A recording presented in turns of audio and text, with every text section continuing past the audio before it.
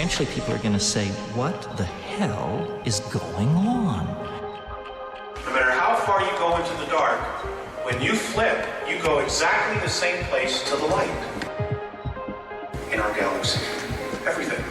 Because everything is in balance. Everything is a polarity.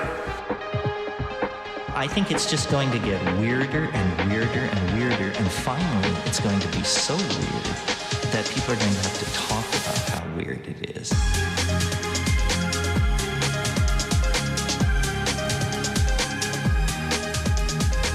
What is going on? Welcome. Thank you all for being here. And I'm sorry I can't start a stream on time. I just want to make sure we're ready, okay? We've got a lot to get through today. We're going to be looking at the Breakaway Civilizations, and we can't miss anything, okay? We've got to make sure we have all of our ducks in a row, and we do. It's going to be a really good show today. I'm very excited. So thank you again. I hope you're all having a really good weekend so far, and hopefully it's about to get even better. Now, this is kind of like a continuation live stream from the Boogosphere that we did for about 4 or 5 days ago. Because at the end of that stream, I kind of gave you my theory on the sphere network. And I said I have an alternative theory, like a second theory on what those things could be. And that theory is kind of rooted in the Breakaway Civilization. But I feel like it deserves its own show because there's a lot to get into. Now, there's a few things on here that I'm just going to try and fix up very quickly. We've already got a $2 come in from Toxic Fart, always here on time. That was me on the far left of the thumbnail. That's a good point, because the thumbnails kind of represent the fact that this show is actually going to be split up into 3 parts. We're going to be looking at 3 different reasons or sort of perspectives on why the reality of a breakaway civilization isn't actually that far-fetched. And then at the end of that, I'm going to kind of use everything that we look at today and give you my theory. So that's going to be at the very end. As always, tinfoil hats are required. Use your discernment. I'm not telling you what to think. I'm just giving you some theories. Okay? So, don't blame me. The 3 parts that we're going to be looking at here, we're going to be looking at the occult. We're going to be looking at Antarctica. That's probably the basis of the most of the show, which is going to be at the end. And that's why the video I put up last night was kind of like a lead in to what we're seeing today. So if you haven't seen that video yet, make sure you go check it out after this. Kind of looked at what's been going on in Antarctica recently. But the end of today's show, we're going to kind of be going over, we're deep diving. We're deep diving it. That's what we're doing. And I'm very excited to tell you guys that at the end of this show, I have a clip to show you guys that I've been sitting on for nearly 2 or 3 months now. I've just been waiting for like the right place, the right show, the right moment to use it and show you guys. And this is the perfect show. But it's not going to work right now. Okay, you need the context, you need the background, you need to, do a little bit of revision, bit of history. Everybody wants to be a ufologist, but nobody wants to do the background. Nobody wants to do the history. Okay. Speaking of ufologists, though. Ones who do want to do the work is one of our favorites, Mr. Richard Dolan.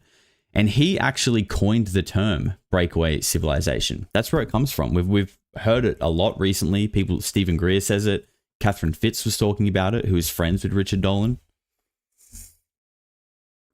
But that's where it came from. That's his term. So let's talk about it. By the way, if you're watching this show not live, I'll add in links to everything later. And I'll add in chapters once the stream is finished so you can skip through if you need to. It's going to be a long one today. Strap in, get a coffee, get a beer, whatever time it is, wherever you are, get ready. So, the idea of a small section of humanity that has access to advanced technology, potentially working with a non-human intelligence to some degree, and essentially broken away from society as we understand it. So they're still here, they're not off planet. Or maybe some of them are, but they operate here beyond the oversight of the government and are not subject to the laws that all of us are. I know it sounds crazy, obviously, but I'm going to try and give you a couple of little exercises before we get into the stream on why that could be possible. Personally, I think it could easily be possible. And if I'm sure many of you have done a little bit of traveling,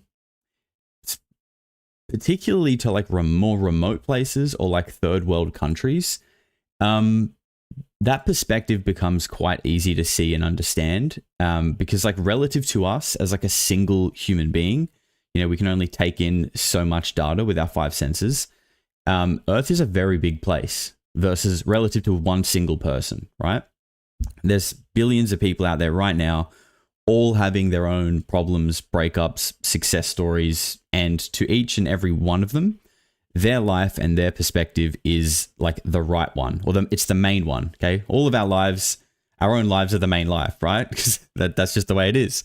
It's the center of all their universes, and it's the only way that they know reality is from their own perspective. So let's try to understand what a breakaway civilization is. We're going to jump. Well, actually, let's just take a quick moment to say hello to Suki. She's just chilling down here. And I'm just going to put that chat right here. And then we're going to jump over here.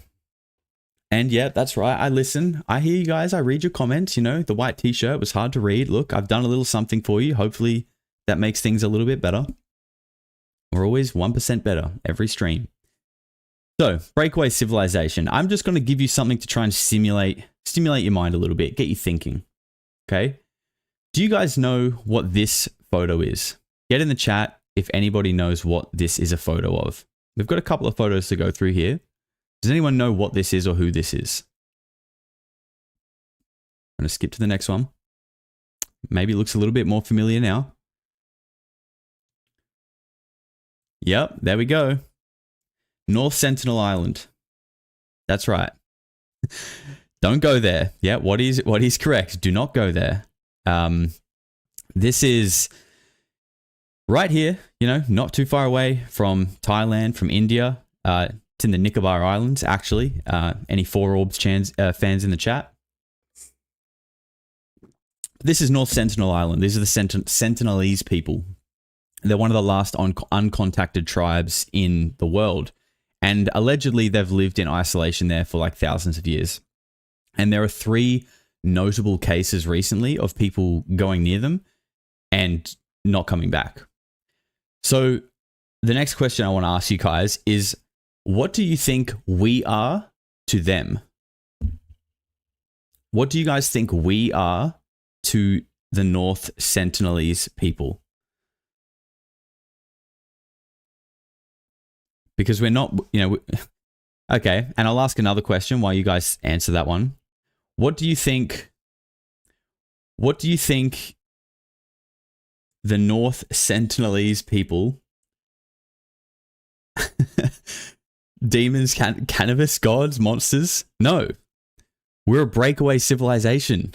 We are a breakaway civilization in comparison to these people. Okay, here's another one. What do you think these people think when they see planes fly over them? Now, we don't know for sure, obviously, but these guys are literally using bow and arrow. They don't know what the internet is. They don't know what a Polarity live stream is. They don't have electricity. And I think when they see planes flying over them, it probably has the same effect on them as one of us seeing a UFO. They are seeing glimpses of a breakaway civilization. They are seeing glimpses of people they are not in contact with using technology that they cannot even begin to fathom how a plane works or how it flies or what it is or what its purpose is. We are a breakaway civilization, okay? We're already in one. So just with that fact alone, is it actually much of a stretch to consider that there might be another one? As above, so below. Are we so ignorant to think that the buck stops with us?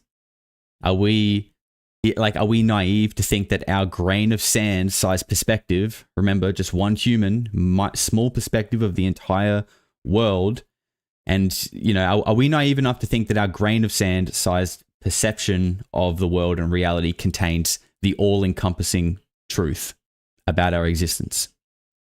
That's pretty arrogant, in my opinion, okay? Now, let's just take another look at this picture here. This is just, again, just to stimulate your mind before we start rolling into the show today. Take a look at this. Have a think about it. And then take a look at this. When it works.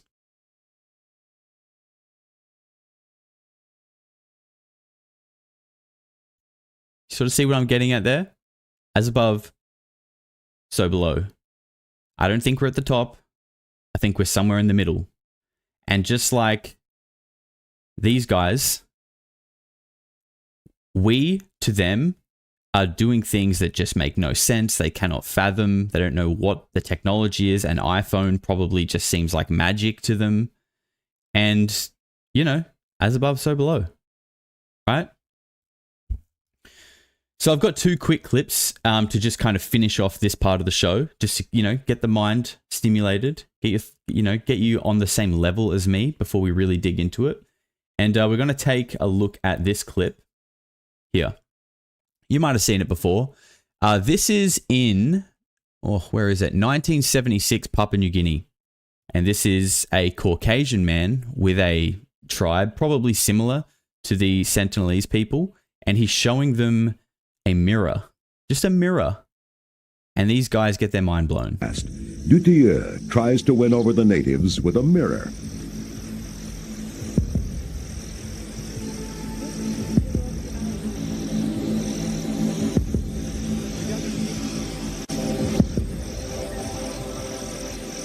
Now, admittedly, this is 50 years ago. They have never seen their own image, except as a trembling reflection in rivers and pools.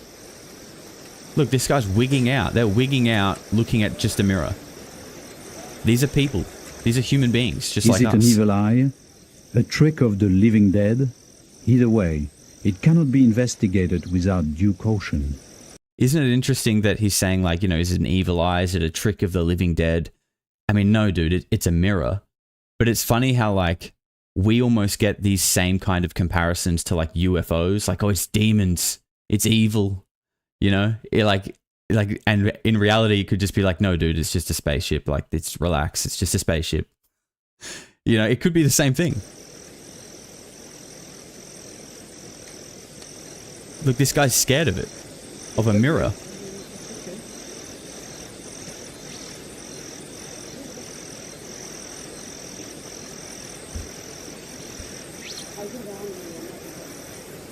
Is this? No, dude, I do not think this is staged. And I'll show, and we've got another clip. Then, okay, the next clip is going to blow your head off. Honeybee says, I'm scared of mirrors too. I feel you. I feel you.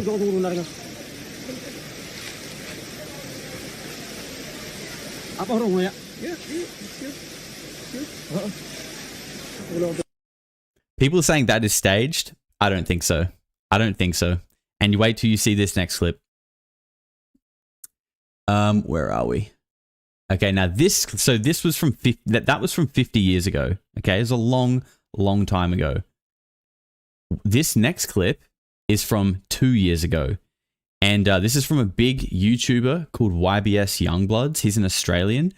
And this is wild. So he's basically a YouTuber who just kind of like goes out into like wild parts of nature and just makes amazing videos, captures great footage, lives off the land. He'll, you know, go out into the middle of nowhere with like a single fishing hook and then survive for like 3 days. He does some really cool stuff, but check this video out. This is going to blow your mind. Just quickly though, we got a $5 super chat from Celio's network. I appreciate your content. You're helping people awaken every day. Great job in the way you keep an open mind and explore topics in depth. Thank you, Celio. I appreciate your support and your kind words as well. All right, guys, get ready for this one because this is not staged. I promise you it. This is going to blow your mind.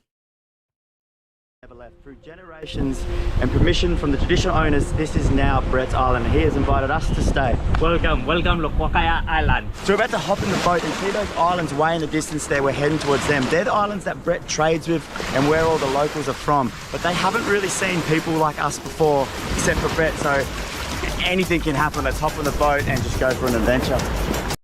Has anybody seen this clip before? I'm curious. I'm hoping no one has, because this is crazy.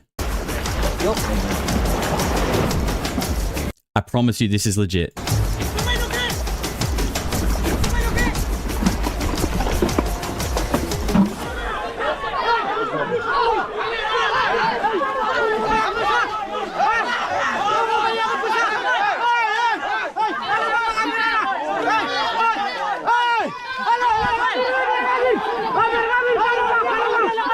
Dude, could you imagine? Could you imagine what is going through his head right now? These people are all just screaming. They don't speak English. They've probably never seen a white dude like him before. They're all holding bow and arrows in a loincloth and screaming at him, trying to grab him. Like the fear and confusion that would be running through your mind, and the balls to just go with it is crazy.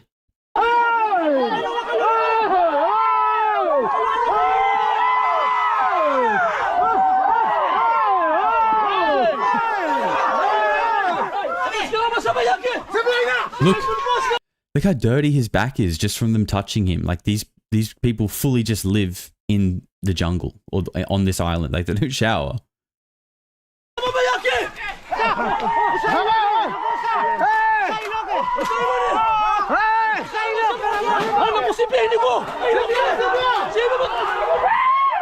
Laugh or cry, it's insane.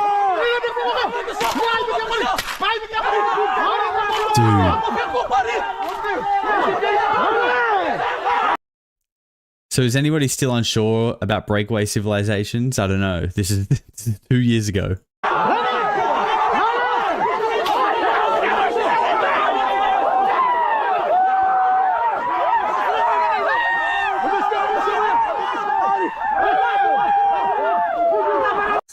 This guy said, "Is this Florida?"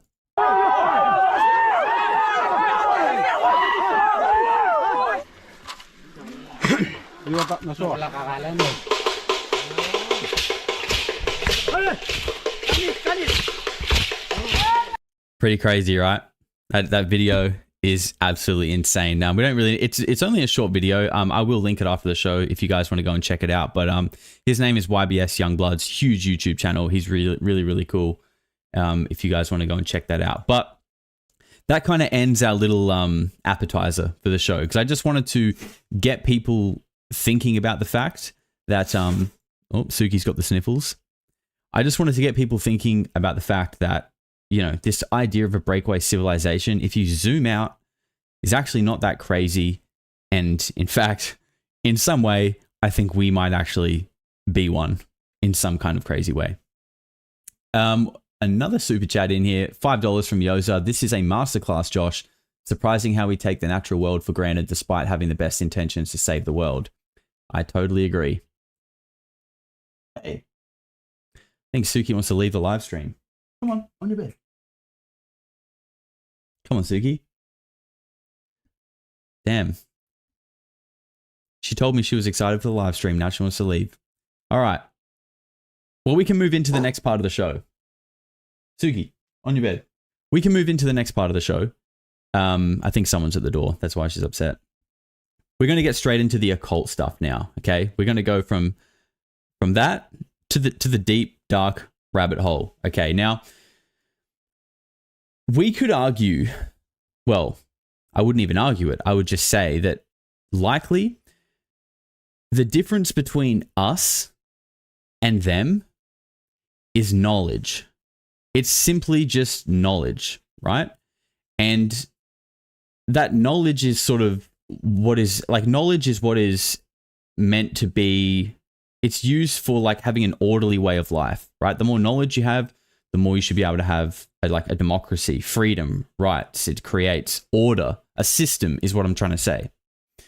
Well, the occult is something that almost all roads lead back to when it comes to studying the UFO phenomenon, right? It all seems to, in one way or another, lead back to the occult.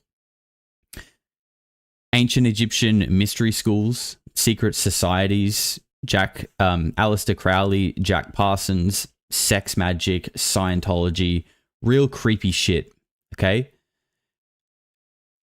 And just, I want to make a little footnote here to keep in your mind for the rest of the show. you know, Egyptian mystery schools, secret societies, and these like weird hieroglyphics. Okay, let's just kind of keep that there. We're going to keep going on that. But let's just be clear on what occult is. Occult means hidden, a hidden knowledge.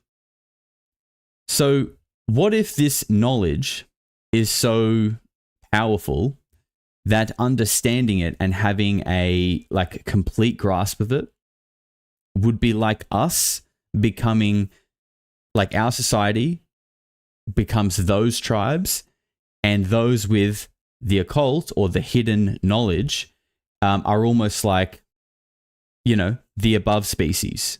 Okay, like we just kind of shift from like tribes and us to us and people with the occult knowledge. Okay, it's the same thing, just kind of flipped. Because they understand, and like they must understand another way, another order, another system of living. I'm speaking about the occult, right? Kind of like traversing reality, because like a way to traverse reality, because everything that we seem to learn and know about UFOs, aliens, and whatever, there seems to be this recurring theme of interdimensional. We keep hearing that, whether it's like, you know, portals in the Southwest at Skinwalker Ranch, or it's like these craft phasing in and out, or these beings that seem to like operate in perhaps like a spiritual realm, but they can also be 3D. Like we hear all this kind of stuff all over the place, right? But the whole idea of interdimensional for us, for our civilization, it's hard to grasp, right? Because we don't have really that knowledge. Like we can hear it, we sort of know what it means, but we can't like put the pieces together because we don't have that knowledge. Well, maybe that knowledge is hidden. Like the occult, it's hidden. So we're going to be taking a look at this great piece of research from a Project Unity video. And it's not actually by Jay himself, but a friend of his who studies the occult and its connections to the phenomenon. And let's just pull this up here, because this is what it leads into. Well, this is kind of what he references quite a bit. It's a fantastic video. And what he found is that the connections between the symbols of secret societies and the symbol that was allegedly reported to be on the egg-shaped craft seen by Lonnie Zamora in Socorro, New Mexico, is kind of insane, right? This video is nearly 7 months old, by the way. And I don't know how it doesn't have like hundreds of thousands of views. It's actually wild. So the video is about half an hour. I've just made a little 7-minute cut to kind of get the key points across to you guys so we can talk about it. But listen up. There's a fair bit to get into. We might pause a couple of times and you know, chat along the way. But this is going to rock your world. Now, just quickly, I did get a super chat there from Toxic Fart. Says, everyone assumes all aliens are geniuses. I can't build a car, but I can drive one. Maybe the occupants are just regular aliens and not geniuses. I love it, mate. I love that. Nice little bit of perspective. Could be right, could be wrong, but it's always good to sort of consider all of those possibilities. So let's get into this clip. This is from Project Unity. Great stuff. Listen up. So lots of people have done lots of work into this. One of my things that I like to research is pretty much the occult. So Rosicrucianism, Freemasonry, the Order of Temple Orientis, like all these. Going right back to the origins of... Probably was Egypt, yeah. Maybe started before, maybe Sumeria, but Egypt's the focus point, yeah. The Freemasons and the Rosicrucians, they love Egyptian occult mystery stuff, and that's what they base their belief systems on. Ancient mystery schools from thousands of years ago. So anyway, it turns out J. Allen Hynek was a Rosicrucian, right? So he actually was one of these guys in the secret society. He was interested in all that stuff.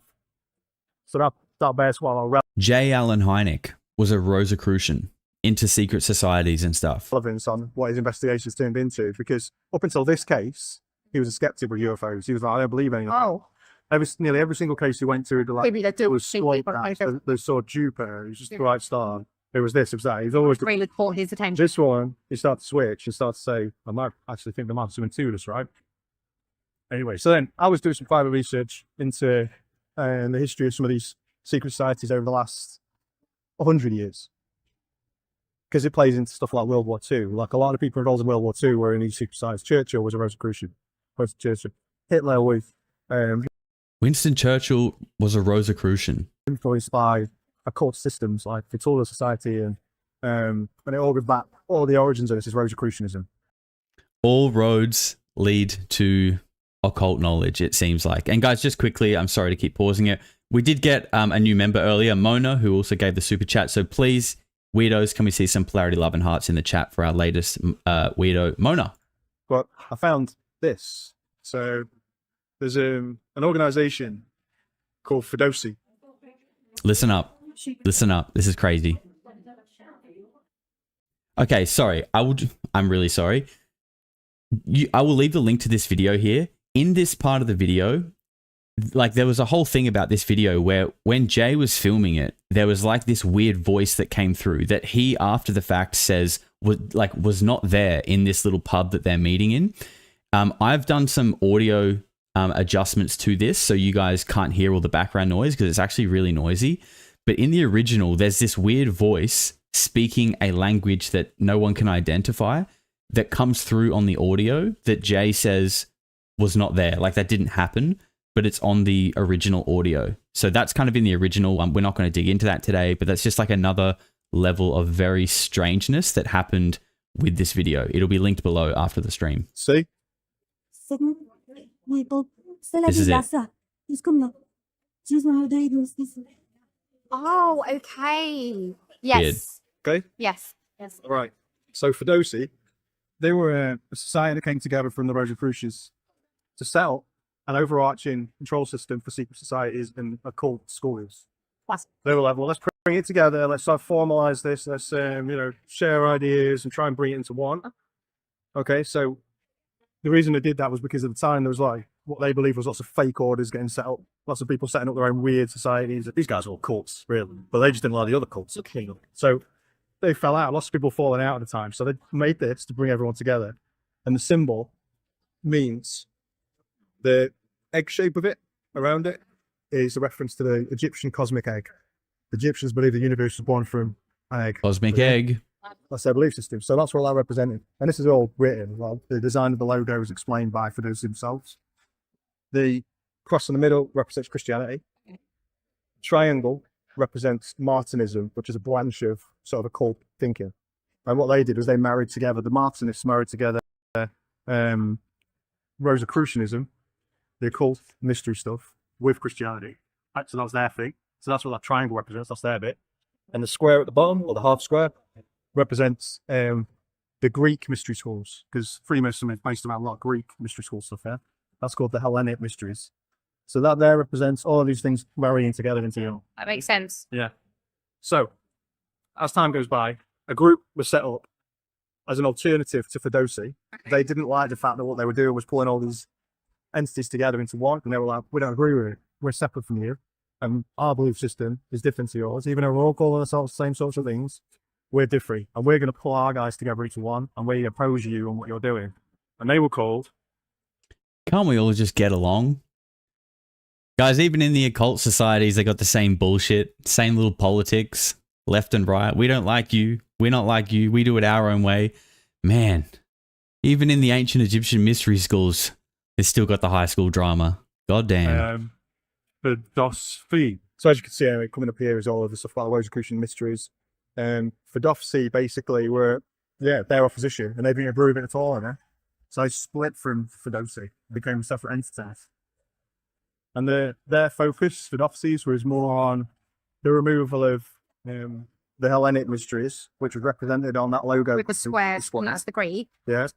And also, these two, when you sort of see, when it's described, these two parts of the cross here, they called them bipolar magnets, drawing everything together into one, yeah? When the new symbol was seen, so I got one bar, one polarity, and it only pulls together the one Egyptian what? mystery schools. So that's the opposition team. Yeah, and the Martinism. So the way that they kind of ironically basically kept the same name but changed it a bit. They've done the same with the logo. Exactly. Found one obscure book from like the start of the 80s by a French occultist who drew attention to this, right, in one paragraph in this book. And he says the same thing that I'm saying. But he don't go into any depth though. He just says, gives a little clue. Anyone who's studying Socorro mystery needs to have a look at Fedossi. And that was it. And no one seems to have read that book. It's really obscure, but I found it, yeah? And that would explain why it's half the symbol. It's half the symbol. So there's some French book where someone said anyone who's studying the Lonnie Zamora case needs to look into Fedossi, which is this overarching group that kind of tried to consolidate all of the secret societies, all of these sort of different occult groups. Fedossi tried to bring them all together under one thing just to make sure no one was kind of getting out of line. But then there was a breakaway group from that didn't want to be a part of that. And that symbol on the craft of Lonnie Zamora's case is apparently that symbol. Or it's the split. It's like it's removing that element. That's what they've taken. Yeah, so it has to be them. That's it. So like the book that was in was this one. Les Engines l'Espace. Anyone read Les Engines l'Espace? I haven't. Any French readers in the chat? So the engines of space. This is the translation from the book I got. So I got my mum to translate it for me. So at this point of the analysis, they're talking about UFOs there. Let's come to Fedossi and to Socorro. An article by Arterassi, who I can't find yet. I cannot find this article. So I don't even know if it's real. I've been hunting high and low. It was published in the Sentinel News, places the locality between 3 known points of this incident, right? One of them was Los Alamos. Los Alamos was where they developed the Manhattan Project, the nuclear bomb. Also, down the road, so each one of these 74 kilometers away is also the Very Large Array Observatory, telescopes.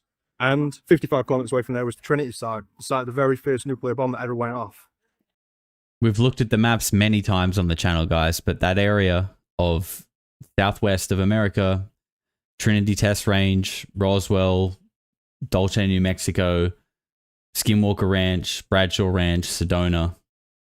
Oh, there's some shit going on under the ground there. Like, it's quite obvious. Okay. A lot of Rosicrucianists believe in alchemy. So the splitting of the atom to them was magical. So when you split the atom, they believe that you're opening up other dimensions. That was the idea behind it. So they would, and that's why Oppenheimer, like said, you know, I am the destroyer of worlds. He's quoting the Bhagavad Gita, Hindu text. When you start to investigate, bro, I mean, something clearly happened when we detonated the nuclear bomb, right? The splitting. I mean, that stuff is so locked down, the Manhattan Project and beyond, that like it is a possibility that did something or does something that like could be considered occult knowledge, hidden knowledge. We don't know what it actually does. We don't know what's actually going on at CERN. Like, who knows what that did? It open up a portal? Did it thin the veil? Like, who actually knows? I mean, these occult groups seem to, according to this guy, believe something like that. the case more with the idea of Rosicrucianism, all right, which I don't think anyone really has. What you find is first clue, the symbol. Yeah. For those things. Second clue, J. Allen Hynek's sudden change in mood on the whole topic. Like something really. Guy the Rosicrucian. What we knew about the symbol. He's like, oh, hey, hot oil. Yeah, someone said it's either a real deal, something to do with what I believe, Yeah. or it's a group that I'm aware of that are hoaxings. Yeah. All right. So there's the idea that the occult mystery schools, like the Rosicrucians, might hoax events. This is interesting. To create a new dynamic thought pattern in human beings, right? Over decades. This part's really good. Listen up. You keep hoaxing it, and it creates a belief system, and that creates manifestation. So sometimes, like, the occult mystery schools, like, a lot of them believe that if you can create a mass awakening in people and change the way you think, it might actually come true. You create, it's called an egregore, the energy of human beings en masse coming together and starting to believe in one thing. It's the creation of a new belief system. And what they believe was the idea they'd be able to create a toolpath, which is a magical, it's actual mass created by thought forms. Yeah. All right? Yeah. So that's kind of the background between, that's a lot of my theories, that's what's happening now. And a lot of this stuff is, that's what they're trying to do. They're trying to create a mass movement, a change in thought. The New Age, for example, the whole of the New Age stems from these people. The Rosicrucians, Theosophy. Wild, right, guys? So especially that last bit, I mean, the whole thing is wild, but that last bit there, he's saying that he thinks that some of these events may be hoaxed to sort of generate a belief system, because they believe that with a huge amount of people kind of believing in something, that it will actually essentially manifest it into reality. Like, they believe that, like, your thoughts can actually carve out the reality, and if it's done en masse, it'll, I guess, just like literally change the entire world, which is obviously a super out there idea. I'm not saying that's going to work, but I definitely do think there's something to, you know, aligning like your thoughts and your intentions with something and making it happen. Like that is real. How far it goes, how deep it goes, I don't really know. But at least on like a basic level that our civilization can understand, it is certainly real, 100%. So what did you guys think of that? I mean, this guy is saying that the logo, let's just call it a logo, probably not the right word for it, but the symbol, that's probably a better word. The symbol on the egg-shaped craft in the Lonnie Zamora case is an occult symbol, and that each part of it kind of represents something that he, as someone who studies the occult deeply, understands. That to me says that there is if we're just to go off that, it means there is a breakaway civilization here on Earth that's been here for a long time with technology that appears like magic to us. That's actually happening. Just like to the North Sentinelese people, there is a culture out there flying these crazy winged planes over and sometimes coming near them on boats. And they have no idea how that stuff works. It's just crazy to them. As above, so below. We're going to move on to the thick part of the show now. All right. Just wanted to dabble in the occult just for a little bit. But now we're getting into Antarctica, which was what yesterday's video, maybe it was in the morning for you guys. But last night we put up a video about Antarctica, talking about all the weird stuff that's been going on there. We've touched on the channel a few times, but we're actually going to be deep diving into Linda Moulton Howe, because we looked at a video from her, a short video that I played in the one from yesterday. This is the deep dive. In that video yesterday, she mentioned that she knew of like Navy SEALs who were basically like whistleblowers. Well, in this video, this stream, we're going to be looking at those whistleblowers' testimony. We've got a few clips to look at. And then, like I said at the end, we've got that absolute bombshell clip to show you guys that's going to really put it all together. And then I'm going to give you my theory. So guys, if you've been enjoying the stream so far, please like the video, because it actually really does help the stream get pushed out, and it helps it get pushed out as a video afterwards. So let's dive into Antarctica. Suki's looking nice and cozy down there now as well. That's good. Let's pull this up here.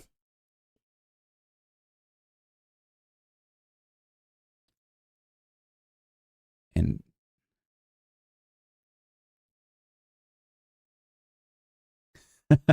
Crazy T says bombshell, lol. Am I watching Vetted? Yeah, I think I've noticed it too.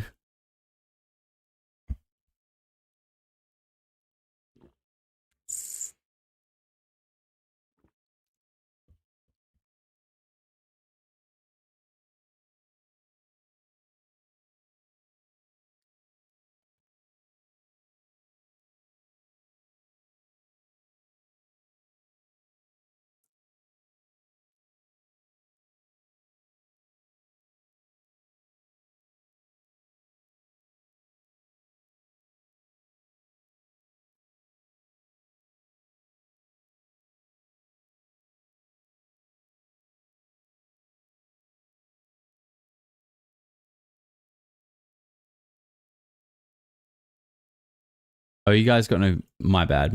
Okay. I'm so sorry. Over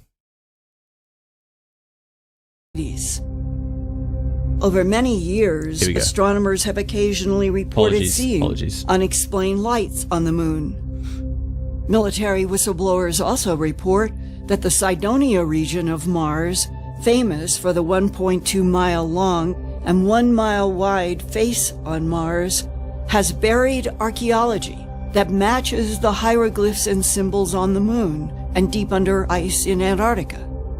Those whistleblowers are puzzled and angry that a few unidentified power brokers on Earth are keeping secret from the whole human civilization the astounding Antarctica alien structures carved with the glyphs and symbols. Geophysicists say that Antarctica was a warm tropical climate without any ice and snow from at least 100 million years ago, after the big continent broke off from the ancient primal land mass of Pangaea and moved south for millions of years to settle at the Earth's South Pole. Then by 34 million years ago, everything started changing to very cold temperatures with lots of snow and ice building up 1 to 2 miles, even 3 miles deep all over the continent. So when were the vast black structures built that military whistleblowers say they have walked through under deep ice in Antarctica? And who built them? Oh, shit. In August 2003, a Navy SEAL lieutenant commander who asked me to call him Spartan 1 and to not identify his SEAL team number was assigned to go to Antarctica to extract a scientist who had been photographing and studying thousands of the glyphs and symbols carved there that resemble Egyptian and Mayan but were unknown. Spartan 1 traveled on half-tracks from the American McMurdo base inland to the Beardmore Glacier region. He could see the top of a black octagon structure that protruded 18 feet above the melting ice and snow. There was a strange door 23 feet high and 18 feet thick. When Spartan 1 touched it, the huge door slid open rapidly and revealed a huge 9-acre room. At one end of the large space was a ramp that went down and down through 2 other octagon entrances and ramps that reached more layers of large structures 1 to 2 miles deep under the Antarctic ice. All right, that's the preface. We're actually going to hear from the whistleblower. This whole thing's about an hour long, but we are only probably watching about 20-ish minutes of it, and we're going to break it up and talk about things along the way. Just before we go any further, though, I did miss a couple of super chats. So one from DNS, they say, for $5, you mentioned in previous live that you didn't know if we were immortal, but we definitely survived physical death. Can you expand on your beliefs? Look, it's probably a lot to get into now when we're about to watch something, but to give you a quick answer, I think our soul survives and we sort of live many lives in different bodies. And from Levi, or Levy, $10 as well, says Crowley claimed to summon a demon named Lamb about 20 years before Roswell. He drew the demon as the modern grey alien. He said today they call them demons, tomorrow there'll be something else. I have seen that. It is very, very interesting. It does look a lot, or it looks similar, I would say. It looks similar to the grey alien, but I know exactly what you're talking about. Thank you for the tenor as well, brother.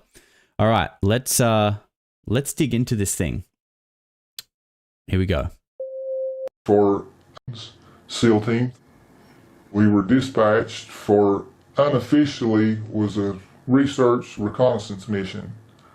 Officially, it was to find a certain individual, obtain any information, and bring it back. Our contact that we were supposed to bring back out decided to stay inland to gather as much information as he could. What we did obtain, or what I obtained, witnessed, was photographs and first-hand stories of what they had found, what they photographed, which I saw. Yoshi says, no, this is all just military hazing. Of course, obviously. What date? That had to be August of 2003. We were inbound the southeast coast of Antarctica. Our original transport was a United States aircraft carrier. From that on, we were flown by Nighthawk helicopters. We took half-tracks in to our final contact. The very first wall structure we came to and the first door we came through, we were approximately 50 feet under the ice. The very tip or very top of this first structure, it was like an octagon inside another octagon inside another octagon. 8-sided? Yes, ma'am. And it went deeper. Each one was deeper. The very top of the first structure that we entered. You actually get, I noticed this when I watched it the first time, you actually get almost you can see who he is when they do that scene transition. Look, I'll try and catch it. One was deeper. Hang on. Oh no.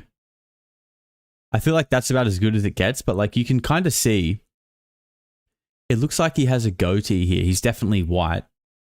I mean, if that black line wasn't there on the other thing that it's transitioning to, you could maybe get an idea of his eyes.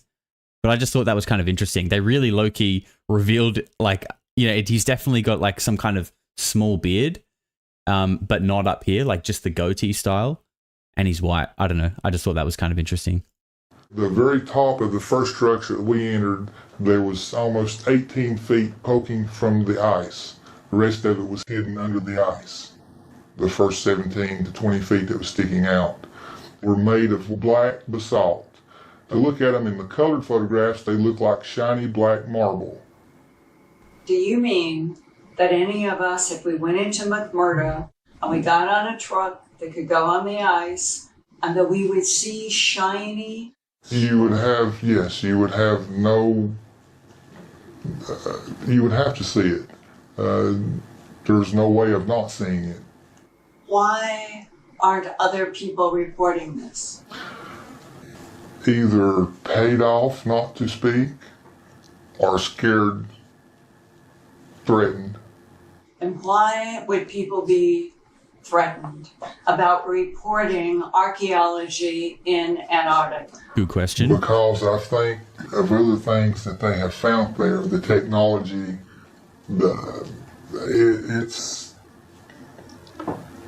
it's hard telling what all is there. It needs to be found out. It needs to be reported. This force that's been active since about when? I would say, I know at least from 2003, but I can about guarantee way before that. How far back? I think this structure was found, from what I was told by an individual, in the early 14th and 15th century. Early 14th and 15th century. So if this is true, this is like, I mean, I feel like back then, you know, it's not like they found it and were using it. It probably just sort of came across an anomaly. But to be that old is absolutely wild. That is absolutely wild. But they didn't know what they found. There is speculation that Phoenician 3, the British Empire... They recently went back. Recently, I say recently, it was in the late 1950s, early 1960s. That's around the time that the Human Alien Treaty was allegedly made. Allegedly. Just saying. This coalition that I talk about is Great Britain, United States, France, Germany, Canada, Russia. There has been a space fleet in existence for the last 25 years.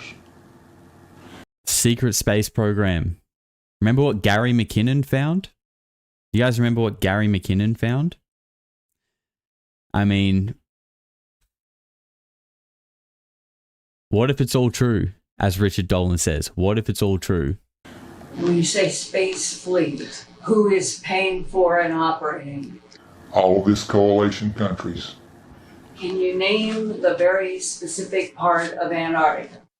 We were held as a blacklist. We were not told the exact location. We were given a latitude, but not a longitude. The compound was in 3 stages, hidden under the ice. Each door was the same, anywhere from 18 feet thick to around 30 feet thick. Did not have standard hinges like what we see today on the door. It's not on a frame to the side. They were on pivots, one at the very top and one at the bottom. And even though these doors were that thick and that heavy, you could take one finger and push them and they would open. There was no resistance whatsoever. You could take one finger. I love it.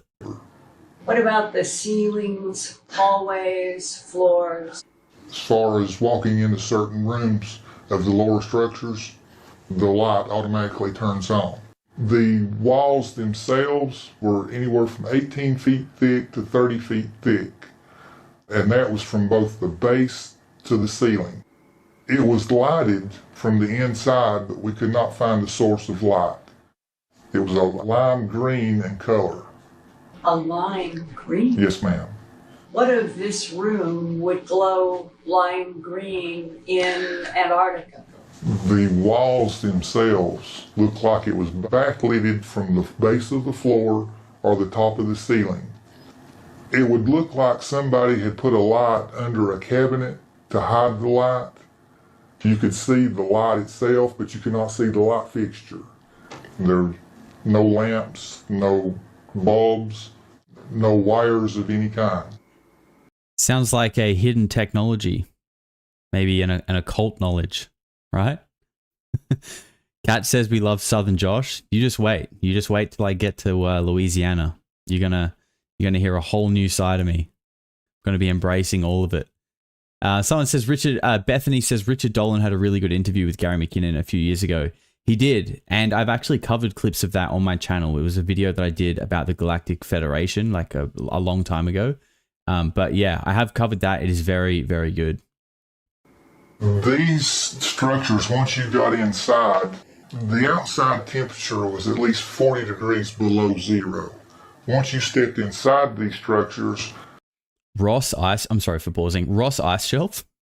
What? Ross Coulthard is involved? Confirmed? The temperature was an ambient 68 to 72 degrees. No outside generators. The people that were there were not heating these structures. They had no means to. They were only there to take photographs, take analysis of the structure, find out what they could. How much did the man who took the photos say? How big was this facility? This one facility, there was more than one. The one that we were at stretched almost over 62 acres. 62? Yes, ma'am.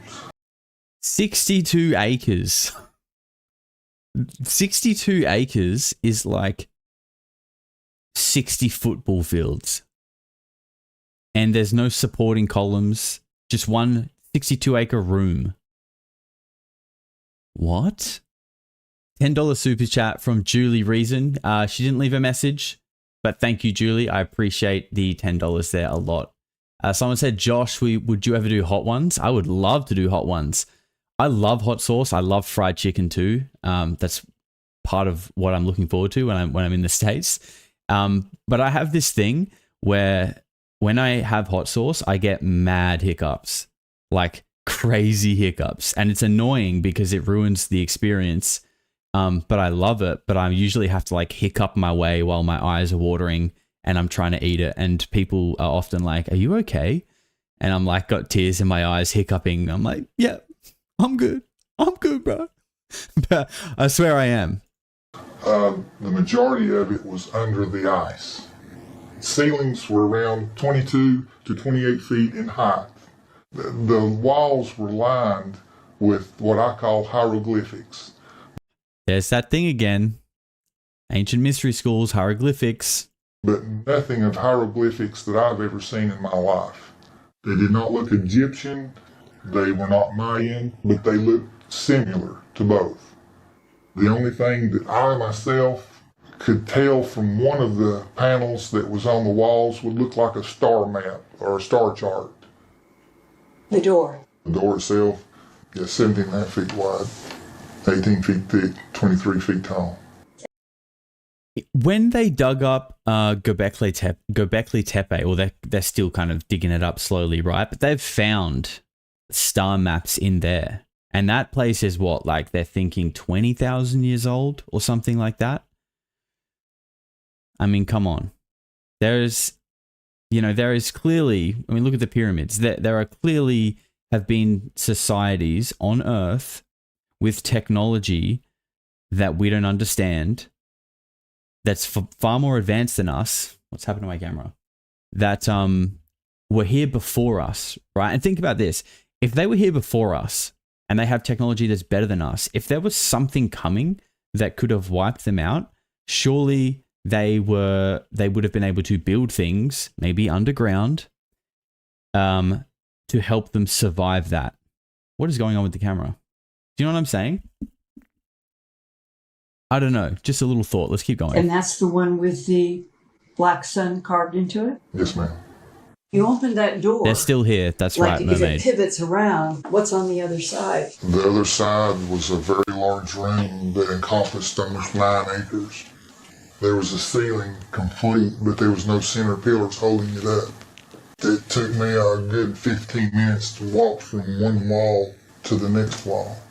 Once I went inside the first door, when you go all the way to the end, you can turn, then you can see the ramp. You cannot see the ramp from one end because of the way the lighting is from the walls and the ceiling. You cannot see that ramp until you're almost upon it. It's like a visual trick to the eye. There's no hallways or anything. It's just one huge room. Once you get to the end, or where the wall is on the other end, then you can see where the lighting actually brings up and shows you the ramp. Have you ever seen anything like that?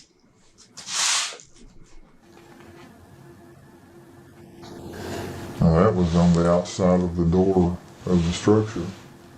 So you're saying this thing was on the outside of the door of this huge subterranean structure in Antarctica, but this thing was found in Mexico City in 1993. The top right-hand corner of the door, and it was, if you measured it, just this, they didn't have the dots at the top, and the pyramid was more steep, but it had that exact Lines going through it? It was at the right hand of the door to the first structure, but I was also told that's in the top right hand corner of every door of every level of the structure. Okay, draw though how you remember it looked. This was a steeper pyramid, and it had those very lines going through. But there were no dots or circles at the top. Dougie Zulu says, dude, stop chatting shit. You know this clip is old. I'm not sure if you're talking to me, but guys, can we get some love hearts in the chat for Dougie Zulu? I think he needs it. Did anybody suggest what that might mean? A few of them thought it was a starting point. They weren't sure. Starting point from either, some suggested it could be a starting point from the structure itself or a starting point from one of the portals. It could be a symbol for a starting point.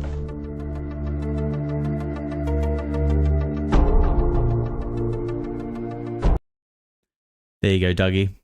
Got a lot of love for you in the chat, mate. Hope you start feeling a bit better, brother. This is pretty wild, right? But he gets to a part where he's going to start talking about the beings as well. But I just think at this point, it's kind of crazy to highlight the similarities when we looked at the occult.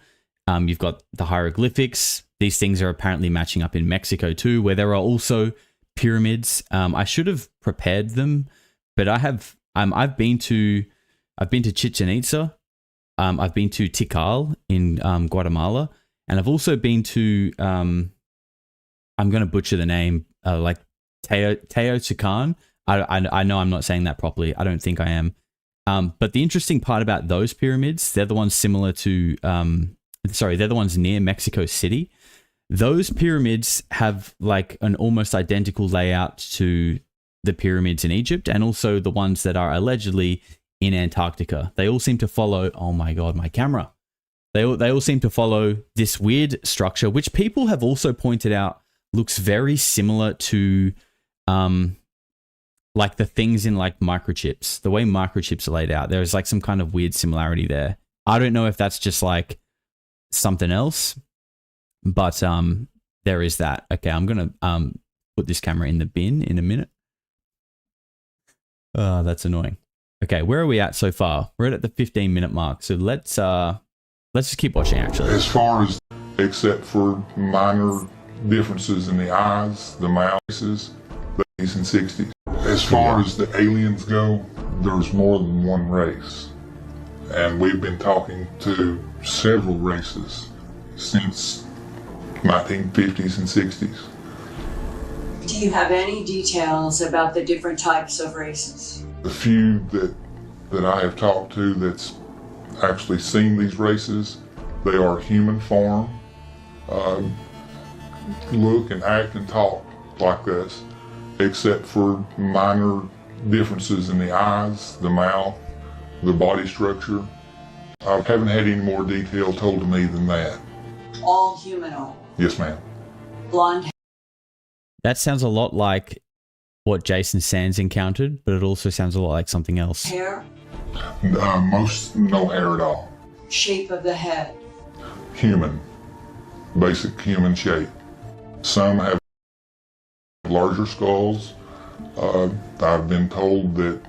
Okay, basic human shape, no hair at all. They sort of look just like us.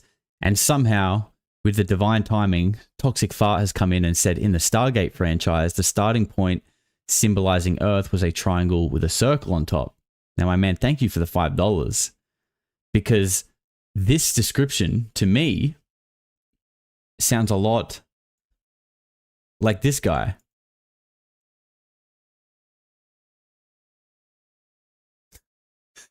I mean, there's like some sort of Egyptian sort of symbolism there. Came through the Stargate. Looks like us. No hair at all. I don't know. I mean, this is from Stargate. And I think, it just popped into my head because we've been watching it in Discord recently. And we might even stream an episode after this if you guys are keen. But just thought I'd throw that in there. Kind of thought it was interesting. Let's continue. A few have smaller skulls, but basically the same shape as humanoid.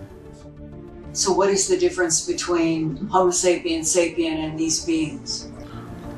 They are far superior in strength, mental capacity.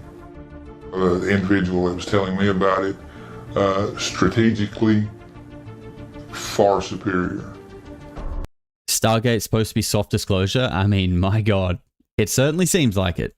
These were off-world from their own origins. These are the ones that we've been in contact with. And from my understanding, they have been in contact with Homo sapien since time began. Are these the ones that made Homo sapien sapien? That's the general consensus, yes. That is the general consensus. They seeded us. They seeded us. These people with hieroglyphics that kind of look Egyptian, that kind of look Mayan, that look just like us. They seeded us. I don't know about the seeding part. I don't know about that. But I could definitely get on board with the fact that they manage us. Or they... Yeah, I think manage us is at least something I would be happy to get on board with. Seeding, like, I don't know about that. Maybe, yeah, I don't know about seeding. Like hybridizing, perhaps? Hybridizing, perhaps? I don't know why the camera's playing up today. No, Cat Simpson. Well, you might have been drinking. It is, it's 12 p.m. It's a Sunday. If that's your jam, you go for it. Enjoy your weekend. But no, that is the camera. The camera is playing games with us today. Polarity. In the Stargate franchise, the ancients used to live in Antarctica and they left a female behind. There you go. There you go. I think, you guys know, I think there is a lot of truth mixed into the fiction all over the place. Not all of it. I'm not saying everything is true, but it certainly seems like there is a lot of little things. And speaking of Stargate, there's going to be more on Stargate coming. We're not finished yet. We had $2 come in from Lauren, and she says, "Love your show." Thank you for the support, Lauren. I appreciate you. So let's go on to the next clip here because it's heating up now. It's heating up. We still got that bombshell clip. It's a bombshell.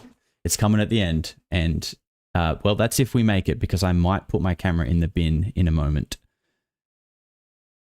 Okay, here we go. Some special ops for the last 15 to 20 years have been coming in submarines and coming to a very specific point, and that's their access to alien structure 2 miles down in the ice. Yes, ma'am.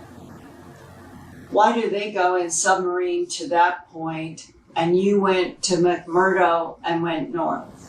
At that time, that was the only access point that we knew of. Since that time, there's been several portals that gets into the structure, and that's one of the portals. 2 miles down. Yes, ma'am. Submarine. Yes, ma'am. Have you had anybody describe when you get out of the submarine, what do they come up on and walk on? They said it was almost like a traditional landing dock for a submarine. Once they get out, there's no decompression. They don't have to decompress whatsoever. Once the submarine was getting ready to dock, the outside pressure was the same as the inside. They did not have to decompress or anything. How is that possible? Alien technology is the only thing I can think of. And how are they described? Anywhere from warlike to very peaceful. Have you asked somebody? That looks kind of familiar. Let me just pull this up quick. Look, I'm just going to use a thumbnail actually because I have it right here. But does that kind of look like the stuff on the Boogosphere? I've just noticed this now, and I just happen to have this handy. Like, is that? I'm talking about these things, by the way. Bear with me. I could be chatting absolute garbage here, and I apologize if I am, but is that? Nah, I don't think so. Wait, can I do like a blending option on this? That doesn't really help, does it? Okay, that kind of works. Nah. I mean this is just like a hand drawing. It looks like, but I don't know. Is there something in that? Maybe. It's similar.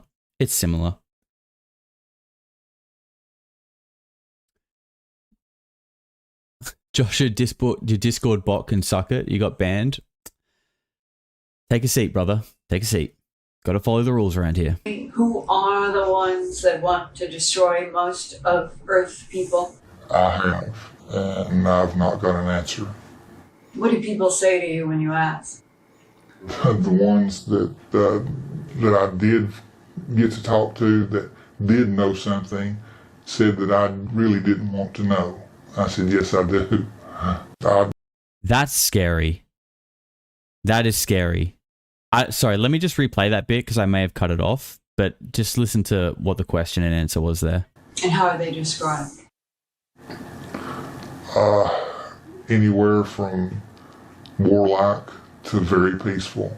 Have you asked somebody who are the ones that want to destroy most of Earth people? I have, and I've not got an answer. What do people say to you when you ask? The ones that I did get to talk to that did know something said that I really didn't want to know. I said, yes, I do. I don't want to know it so I can go out here and... That sounds like because it's a terrible truth. You really don't want to know. Publicize it to everybody. I just want to know for me. At that time, that was true. I was just wanting to know for me. But no, they never would tell me. What do you think that means? You really don't want to know? I think there's a hidden agenda. I believe that even though we are destroying this planet, that this planet has certain resources that the aliens want. We're speaking on July 19, 2018. Are you in active duty? Will you be going back to Antarctica? No longer in active duty, no, but I would love to go back to Antarctica, yes ma'am. Because? I would want to find the truth. Of? What exactly and who exactly is at the root of all this. who is doing what, which species wants what, and what we can do, you know, to either stop it or find the ones that do want to work with us and help us save our planet, if that's the agenda. Do you have the impression that Antarctica is the central crossing hub of these 7 species? I believe it is. I've been told that they think that Antarctica is not just one spot, that this coalition of aliens have been at, but they also think Egypt has been another place. He's essentially saying that there's like bases all over. That's essentially what he's saying there, that they think that there are bases all over the planet. And that's what Richard Dolan has spoken about recently. Danny Sheehan also was a big voice in that. Obviously, Ross Coulthart talking about one being in Sedona, which I think is kind of obvious at this point. We talked about it in the video the other day. But we're going to get more on that. The UFO bombshell clip is coming up. That a lot of things in Egypt are a lot older than what we've ever been. Oh, my man is in the chat. Where did he go? I've lost it. Oh, Reese, I can't find your message, but welcome, brother. Your message looked interesting, and then I lost it. Oh. Including the Sphinx is at least 14,000 years old. I was told it was over 35,000 years old. Who told you that? Egyptologist, an archaeologist from Cairo University. How did that discussion go? We were in the process of extracting an individual from Cairo, a nuclear physicist that had escaped from Iran, made his way to Egypt, to Cairo itself. We were to go in and extract him from Cairo, bring him to the United States. And this professor or archaeologist works now for the coalition. Got to be Zahi Hawass, right? I found that out in the last 2 years alone. But he has dated some of the largest structures, not only the Sphinx, but some of the hidden pyramids that we don't know about that are over 35,000 years old. Where are the ones that are mysterious? There is 2 that I was told of that are outside the Valley of the Kings. And they're underground? Yes, ma'am. They are now covered by either sand or were covered up a long time ago by not only the humans but the aliens. And so, well, it's certainly not Zahi Hawass then. So there are underground pyramids. Yes, ma'am. Surface pyramids. Yes, ma'am. Okay.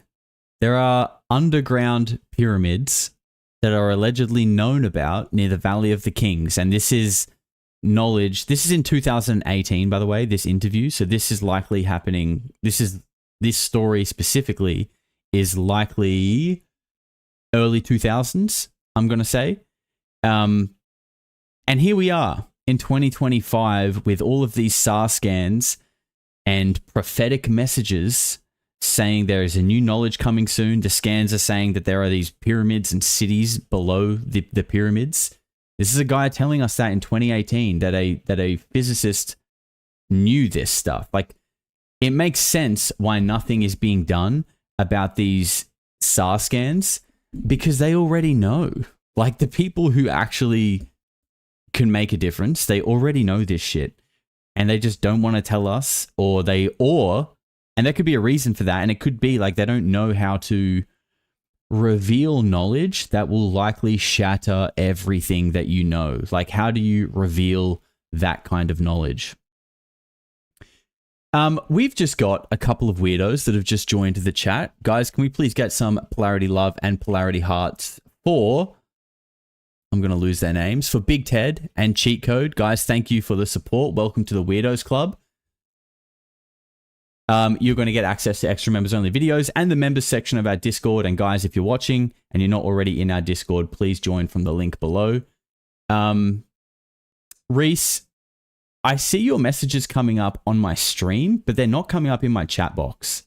which is weird. So I don't know if I don't know if like something you're saying is like flagged, but your comment looks very interesting and I keep not being able to read it completely. But I appreciate you being here, bro. Thank you. And thank you for the love to our new weirdos as well. I really appreciate the support, guys. All right, we've got a couple more clips to get through until we get to our UFO bombshell. Let's skip forward a little bit here. They talk a little bit about Oumuamua for a while, which is super interesting. But you know, we've there's only so much time in a day. Can't be here all day. Let's switch this now. And Julie Reason has just become a weirdo as well. Thank you, Julie. Some more loves and hearts in the chat. Welcome aboard. Thank you for being here. I really appreciate your support. To the backside of the moon. Is the base above ground, below ground? As far as the description of the base, my understanding it's both above and below ground. It's a multi-structured facility. It goes deep into the planet's crust. Into the moon? Yes, ma'am. And when they went deep into the crust of the moon, how did they do that? Tunnel boring machines.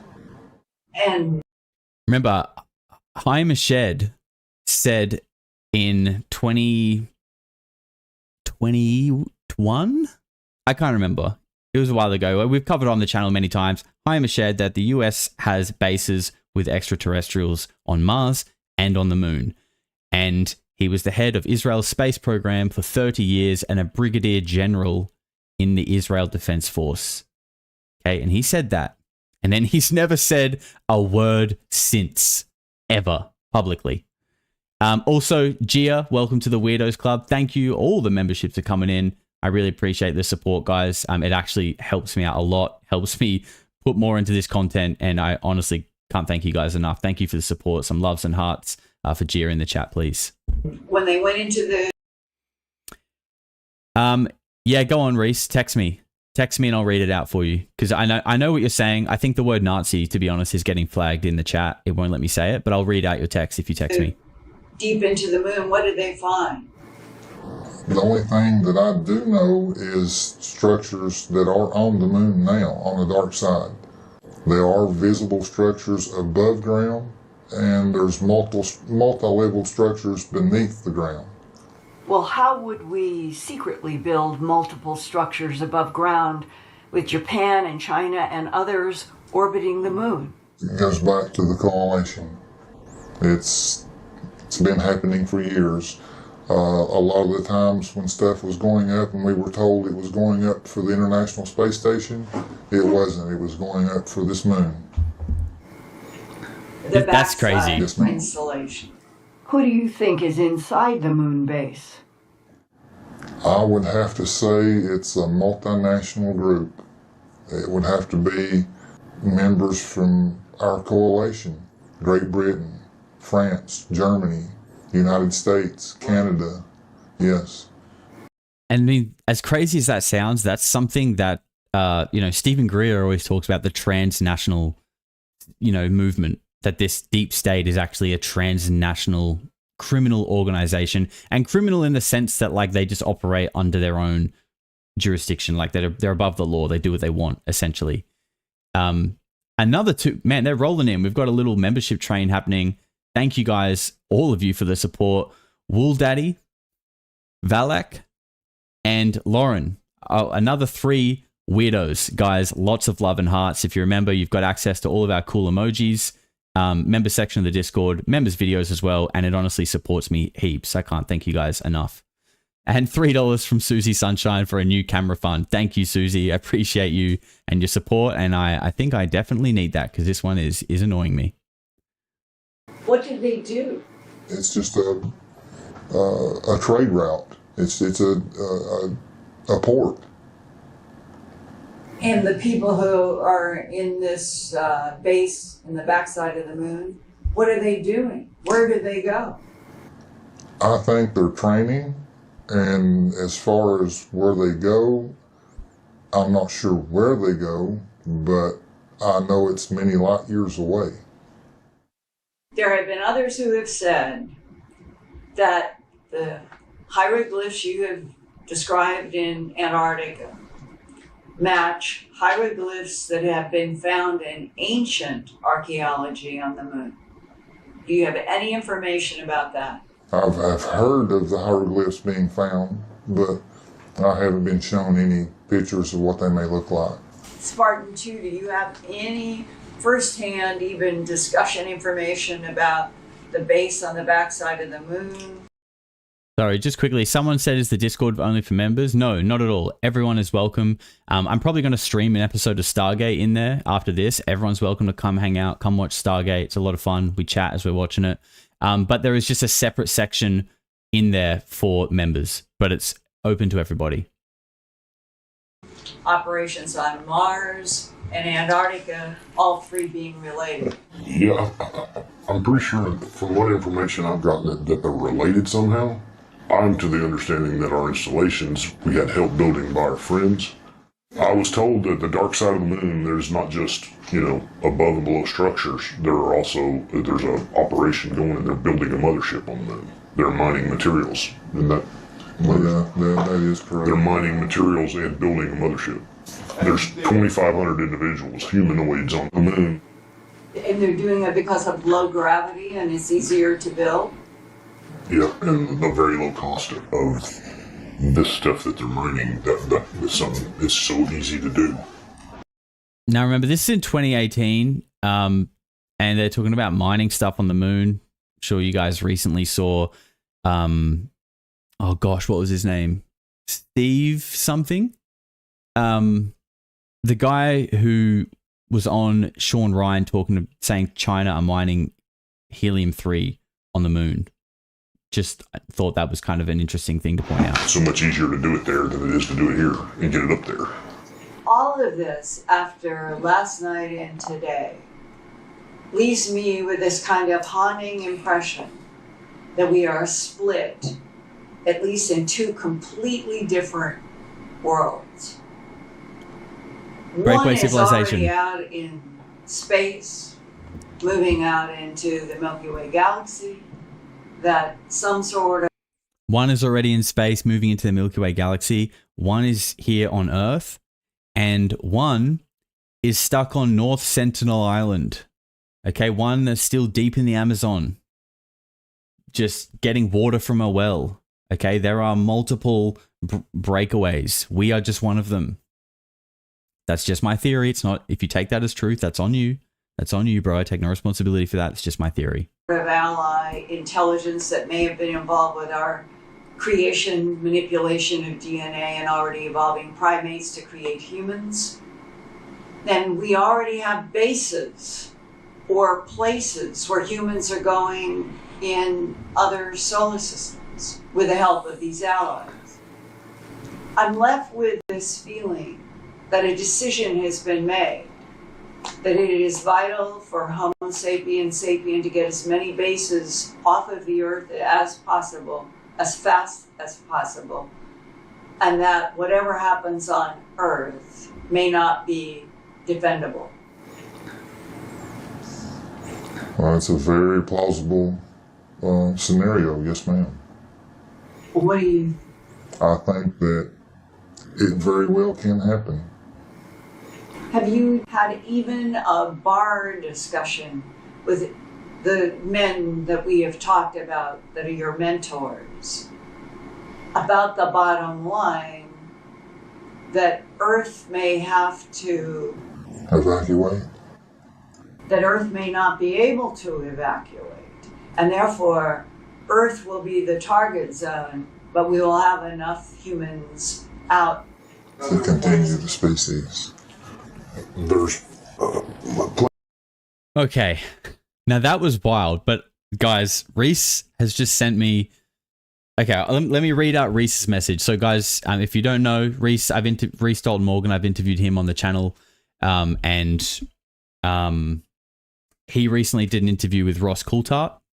He's got some great stuff on his channel. I've linked him quite a few times. I'm sure you guys know who he is.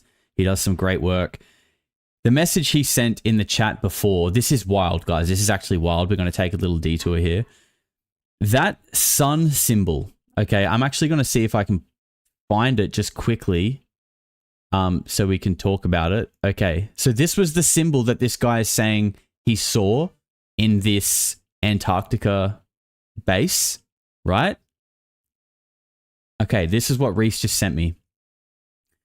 The black sun symbol they showed in the room in Antarctica is identical to the Nazi Aryan symbol, which represents a second in world in Hollow Earth with the Aryan race. It is on the floor in Heinrich Himmler's horror castle in Walesburg. That's insane. Look it up. Okay, now he sent me a picture, but I'm pretty sure this is what he's talking about, guys. You know when we did the deep dive on Michael Aquino, and Michael Aquino was like blowing his load over how cool Heinrich Himmler is and how he was so lucky to get to go do a black magic ritual in his chamber. That's what Reese is talking about, I'm pretty sure.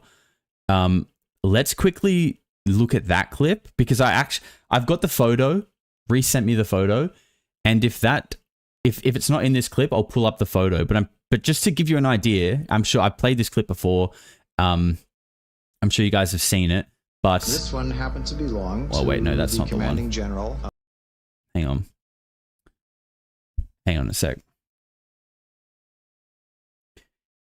because I think it's in this clip here. All right, let me just let me give myself some volume because I can't hear it yet. Let's watch this clip. This is from Out of Shadows. Apologies. This is the excerpt from Out of Shadows, which I've talked about in this channel before. That is like that show is just like Red Pill Central. That movie, sorry. Let's just watch this quickly. Oh, we don't want. He was and runs. He was always a member of tools and across the intelligence community. Bro, like. No, first I've been. Why did you have to do that with your eyebrows, dude? Like, I get you liked Satan and the devil, but at least be subtle. You could have just clipped him, but you didn't. And across the bridge and feel about you being headed. By the way, we had a tenner come in from a man, Sean Sullivan. He said 4 grapes. Thank you, Sean. I appreciate the $10, man. The Temple of Set began in 1968.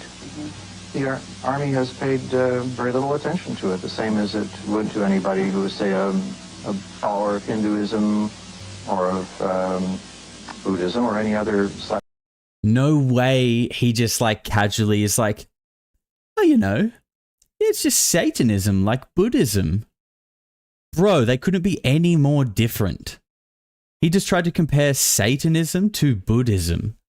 Like, dude, who are you? What are you? Hold up. I'm trying to look for this specific clip. Through satanic. This altar. Here we go. Is one of a number of daggers. Okay, so look, just for quickly, anyone who hasn't seen this guy was the head of psychological operations for the United States military, lieutenant colonel, and this is also him. This is also him, same guy. Which we may use in our rituals. This one happened to belong to the commanding general of the most elite unit of Germany's infamous SS, which was concerned with black magic and occultism research in general. Anything that it could find that had to do with the origins of the human race, destiny of humanity.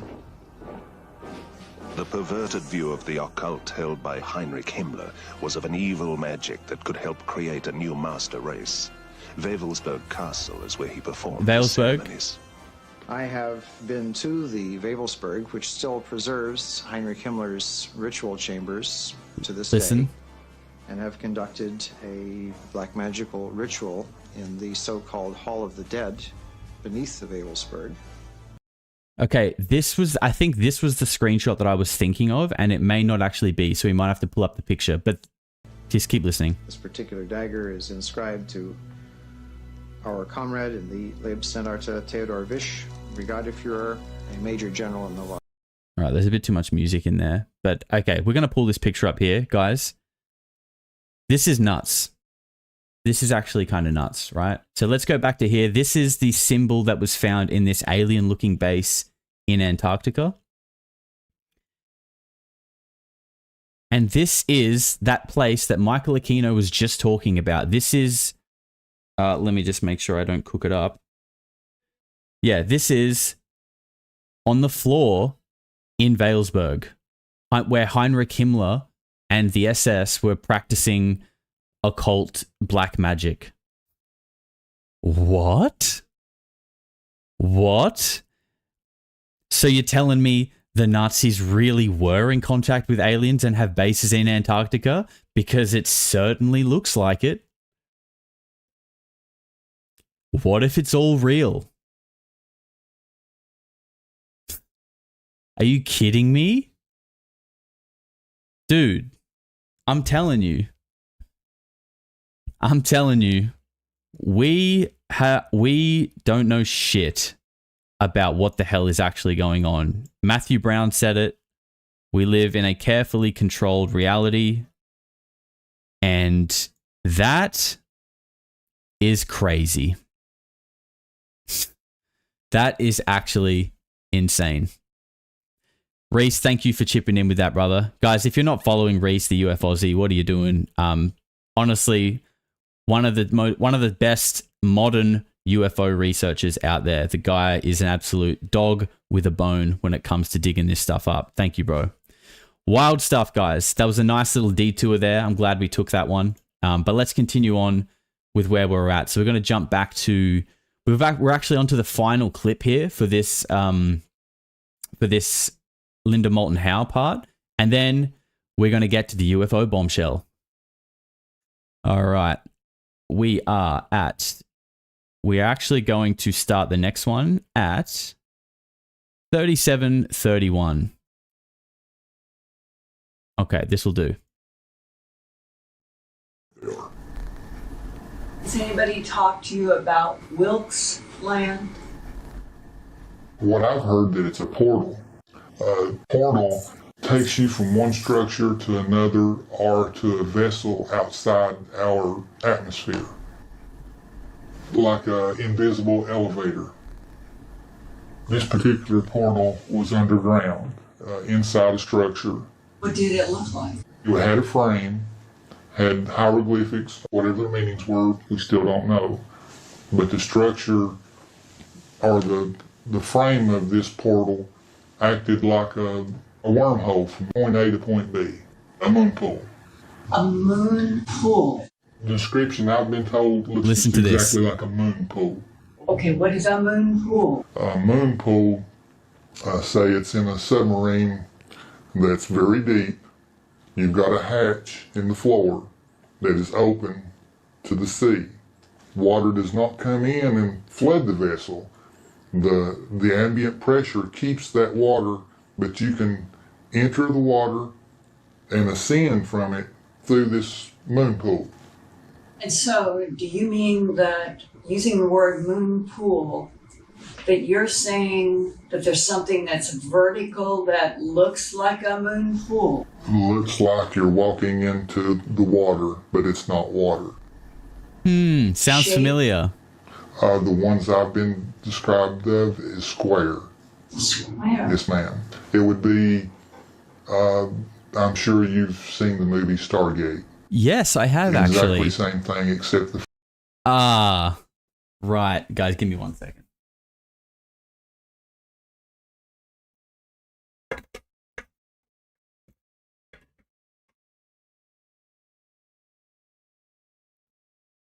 Apologies, camera's about to overheat. Yes, I have actually seen the movie Stargate, actually. So you're telling me that there are these things called moon pools that allow people to almost portal to another place, and they're somehow involved with people who look like this.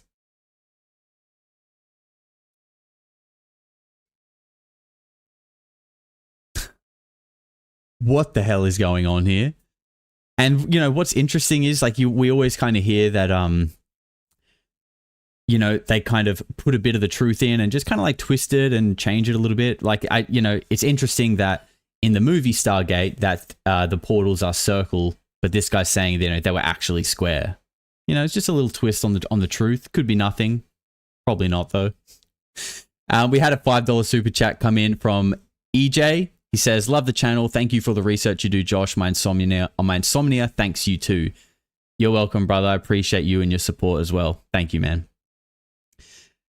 So yeah, Stargate is real. The Nazis are living in Antarctica doing black magic, and yeah, let's continue.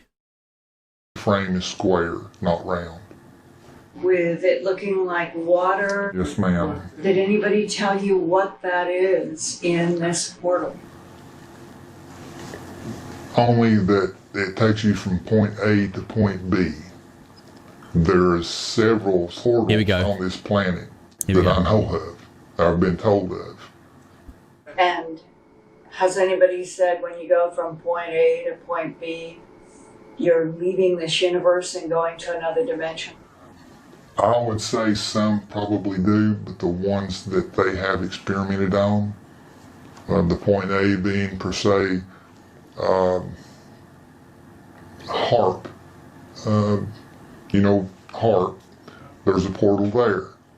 That portal takes you from HARP to right outside of Pearl Harbor in Hawaii. This is going to be so hard to swallow for some people, and I totally get that. But just stay with me because this is setting us up for the last clip. And it's not a lingering travel. Once you step through the plane of water, per se, you're there.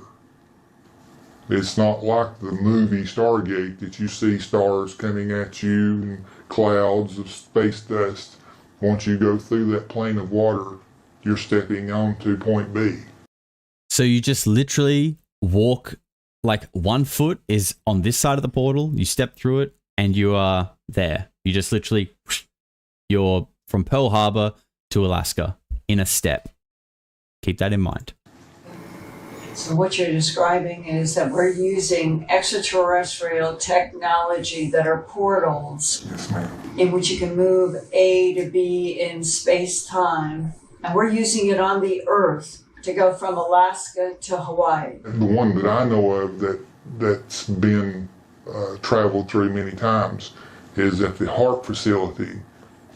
From there to Hawaii, yes ma'am. Do you know of any others? A few, yes ma'am. There's several in South America. Here we go. There's one that was discovered at the facility I was telling you about in Antarctica. If you could name the locations of where these portals are, where would they be? Let's see, Alberta, Canada. Of course, Alaska, Hawaii. 4 that I've been told in Argentina. 3 in Egypt, 2 that I know of in Australia. What part of Australia I do not know as of yet. Okay. All of the portals related to some sort of extraterrestrial portal? Yes, ma'am. In terms of the portals, did anybody say to you, we know that this particular alien created the portals? No, but that has been an ongoing question that I would been trying to get answered myself for all right. This brings us to our last clip. Now, you know what? Actually, after the whole like connecting the dots on thanks to Reese with the whole Nazi thing, I feel like this is kind of overshadowed my big final clip because that's hard to beat. That was kind of crazy. I'm not gonna lie, but I'm still really excited to show you guys this clip because, like I said, I've been sitting on this clip for a while, and he's a Polarity favorite. He's in the intro. Oh, well, if you guys saw the Antarctica video that went up yesterday, you would have seen that I'm sort of working on just like a new little intro. It's not fully finished yet, but he's in there. He's Bob Dean, Commander Sergeant Robert Dean, who had a cosmic top secret clearance, the highest clearance in NATO, and we've got a clip from him talking about what we just heard. So let's check that out. At the very bottom of this thing at S4, there was a gate. I feel like the volume is low on this, and I'm going to add some gain to it just to make sure everyone hears it loud and clear. We don't want anyone missing this clip because it's a biggie. And I think you guys are going to love it. All right, that should be enough gain. Let's try again from the start. bottom of this thing at S4, there was a gate. A retired bird colonel shared with me. He said, I went down to the lower level, the third level, 30th floor. He says, they told me to put on a summer uniform, and it was wintertime. He went down, they had his luggage and suitcase and his briefcase and all. And he stepped through the doorway and he came out and he was at... where was he? The middle of Australia. Pine Gap. Pine Gap. Mm-hmm.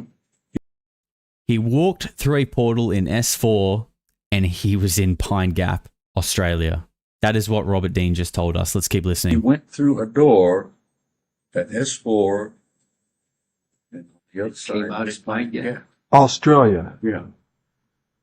So they already had teleportation at that point. We were to learn later was just a mile and a half from one of the major UFO ET installations on the planet. He just said Pine Gap, which is about a mile and a half from one of the major UFO and ET installations on the planet. He's talking about Mount Zeal. Okay, we've covered that endlessly on this channel. He's talking about Mount Zeal. I'm going to smash my camera to pieces. Sorry. I had just, sometimes you just got to let it out. We're good now.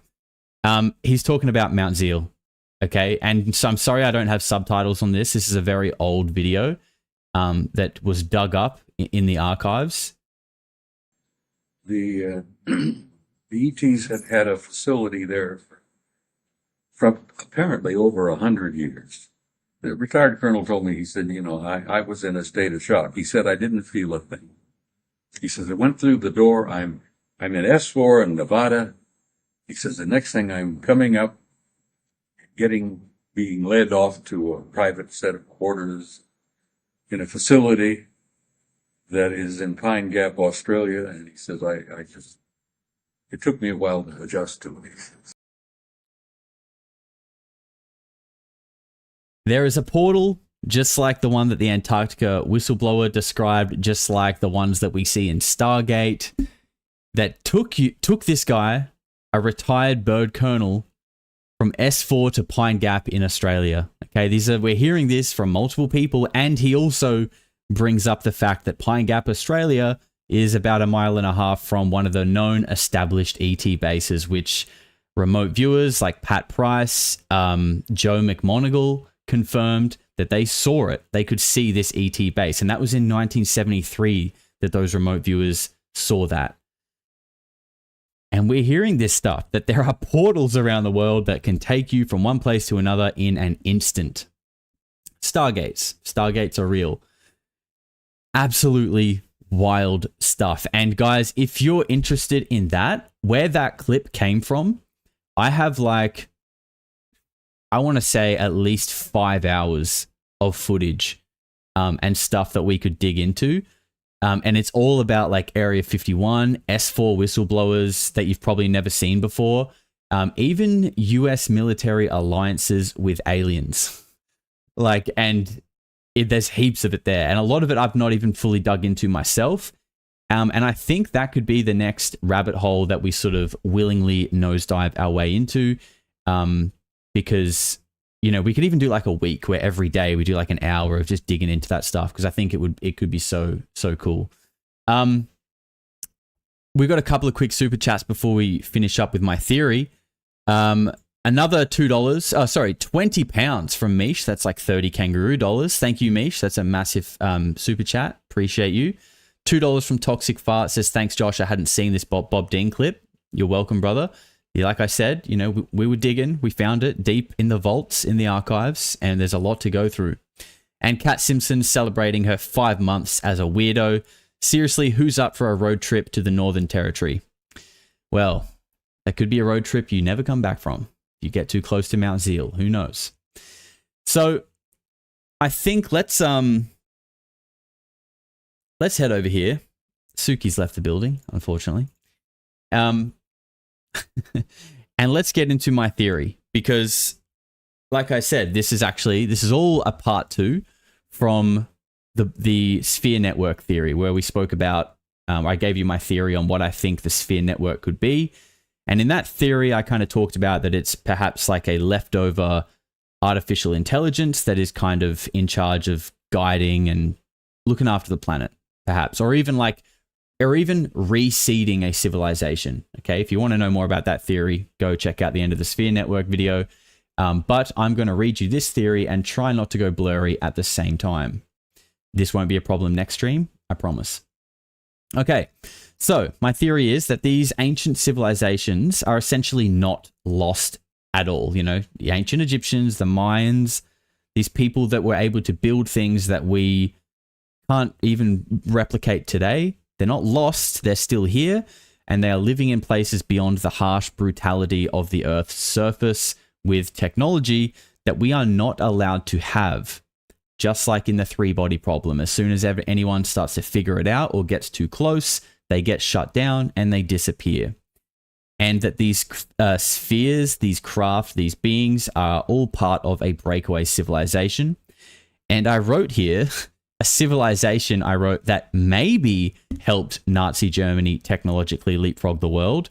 Well, I think we can scratch that maybe out thanks to the help of Reese. And I'll say a civilization that helped Nazi Germany technologically leapfrog the world, because we know that they were deeply embedded in the occult and black magic. And actually, just on my other screen here, I have something to show you. At the very bottom of this thing it is for.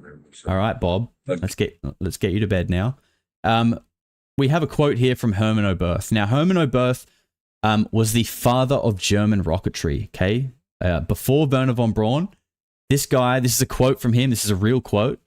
He says, "We cannot take credit for our record advancement in certain scientific fields alone. We have been helped, and we have been helped by the people of other worlds." Okay, and this is just one, you know, the Russians, Jack Parsons, all of the countries, well, not all of them, but a lot of the major countries with big breakthroughs in rocketry, all were doing weird shit. And like the Russians thought they were talking to angels. These guys were talking to people from other worlds. Jack Parsons was doing sex magic with L. Ron Hubbard in the desert. Like, all of them were doing wild shit.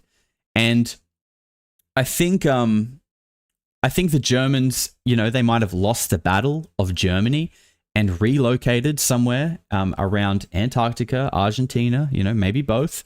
And around Operation High Jump, with the assistance of this allied non-human race, they might have won the war. They won the war. And they made sure that they put some UFOs over the White House a couple of years after Operation High Jump in 1952, just to remind them who their daddy is. Guys, just a little disclaimer as we're going through this. This is a theory. I'm not telling you what happened. This is just my theory. And I'm open to being wrong. I always am. I'm just throwing around some theories here. Relax. I think a very small section of the intelligence agencies are compliant with this, and therefore every facet of the government is essentially indirectly compromised, right? When the intelligence agencies are kind of at the top of everything and control everything and can look into everything, if they are compliant with this, and remember, someone else who's involved in rocketry, Tim Taylor, said the hierarchy of beings sits factions of the intelligence agencies above humans. Every element, therefore, every facet of the government is now compromised. It just is. It would be, right? And I think this explains the total lack of care for our civilization, because while they are busy siphoning off trillions of dollars that the Pentagon can't account for every single year, there are more homeless than ever. You know, our cities just look like dead, old, grey concrete jungles. There are healthcare systems are shot. America, you don't even have a healthcare system, really. Let me try this. That might help a bit. Housing crisis. It's super expensive to live. There are so many problems in Western society. And at the same time, there are trillions of dollars disappearing. Okay, that's enough money to like build a whole new civilization. Maybe that's what they're doing. Like, why isn't that money being used to solve problems? It's disappearing and no one seems to be being held accountable. But there are, we're being told, these massive bunkers being built underground. deep underground military bases being built constantly for like almost 30 years now. Why do y'all need all that space down there? What are you doing down there? Planning on starting up a new civilization? I don't know. What are you building? Let's just jump back here quickly, because it kind of reminds me of this. Derinkuyu, Turkey. Was Derinkuyu built by the last breakaway civilization to make it through the Younger Dryas? I don't know. I actually don't know. You know, I'm just throwing out some ideas here because there are signs of other underground cities that we've found that were obviously built a long time ago. And we know that there are these sort of cyclical cataclysms that seem to happen. So are we building a new version of what was found in Derinkuyu? According to Phil Schneider, these things that we're building are like 3 square miles. The ones in Antarctica are like 10 football fields, or, 90 football, 60 football fields, I think it was. Maybe there's room for all of us. Maybe we're all going to get taken down there one day, because there are many creation stories, especially from like the ancient native cultures in America, South America, all over the world, that talk, even the Aboriginals, talk about these beings coming and helping them survive through a cataclysm. Sometimes, usually by being taken underground, while a cataclysm kind of prepares a fresh slate for a new world. A new world. And, there might be room for all of us, but they're probably not going to take people who have spent their lives being an asshole. Right? The ones who scream at people in traffic, the ones who think someone having a different opinion to them is offensive, the ones who can't understand that everyone is just like on their own journey, trying their best to learn life's lessons while swimming through a chaotic and volatile society. It's not easy. Life isn't easy. Have some understanding. Have a little bit of awareness. Take a moment to realize that the guy screaming at traffic, it's nothing about you. He's probably just having a bad day. Could be late for work. Who knows? So just be a good person. That's all you can do. You can't stop these bases being built. You can't stop a race of tall whites with advanced technology controlling our society. If that is what's happening. We don't know that, but it could be. And if there is a cataclysm coming, you can't stop that either. But you can, the one thing you can control, and I think this is important, is you can control just being kind, being a good person. You can control getting outside every day, touching a little bit of grass, grounding yourself, and you can control slapping the like button and letting me know that you enjoyed this stream, and hopefully you either learned something or at least got an alternative way to look at things and something to think about. Before we go, I don't want to miss these last couple of super chats that came in. We are going to miss them because they're not working. I think it was from Nicole with $20 and someone else with 10. I appreciate you guys. Be good, be kind. I appreciate you all turning up like this. It means the world. Stay safe, everybody, and I will see you all very, very soon. Take care. When you flip, you go exactly the same place to the light in our galaxy. Everything. Because everything is in balance. Everything is in polarity. I think it's just going to get weirder and weirder and weirder, and finally it's going to be so weird that people are going to have to talk about how weird it is.